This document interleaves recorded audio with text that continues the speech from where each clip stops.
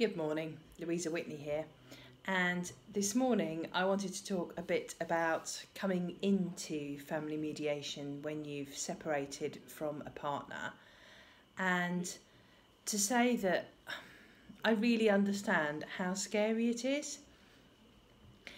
I see people in very different places in terms of the healing process. You know, sometimes I meet clients in reception and they can hardly speak, they're shaking.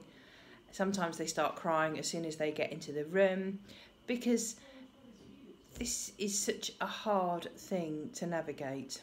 There's so many different things to deal with at the same time.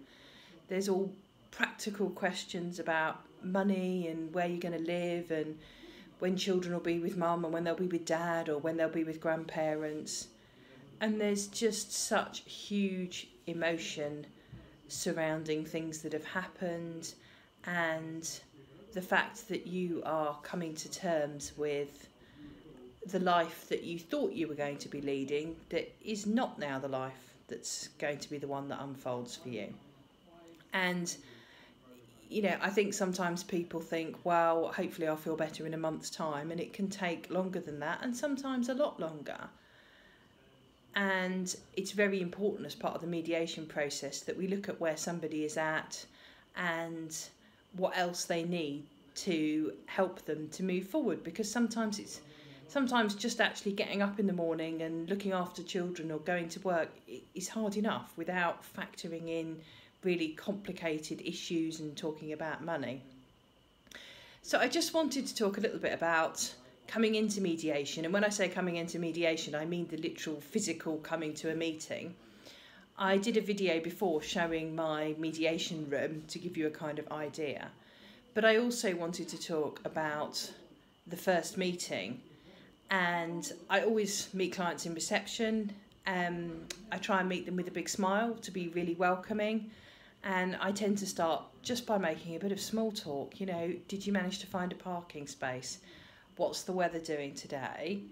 Just to make that human to human connection that, you know, this is not just immediately about what's going on with you. This is connecting as two human beings to just give you a moment to breathe and to know that, I suppose to know that I'm a normal human being as well, you know, most of the time. And when you come into the room, you'll always get a tea or a coffee or some water. And just if you need to take a minute to just breathe or take it in, that's okay. You know, it's not as soon as you walk in the room, the clock's running and we've got to get on with it. I also always have a box of tissues on standby, and it's just there if you need them. Sometimes I might need them because I'm dreadful at spilling drinks or things like that, but it's just there if you need them. And the meetings work around people's paces. I have a kind of structure to the meeting, but sometimes it's really important for people to talk about one particular aspect of the structure of the meeting. Sometimes people haven't understood something, so we go over it again. There's no kind of, no, you've had your time on this now. My initial meetings tend to last between 45 minutes and an hour, but I've had people be in here for an hour and 10 minutes. You know, it's not the case that as soon as the hour's up, that's it, you get pushed out.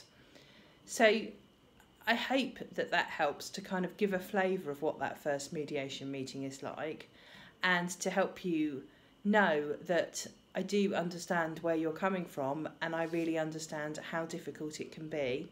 Sometimes people bring a support person with them to their initial meeting when they're not with the other person, and that's okay too. Whatever you need to kind of help you to get in the room and to learn more about the mediation process is absolutely fine by me. So thank you for watching this video. If you need any more information about my mediation service, please visit www.lkwfamilymediation.co.uk. Thank you.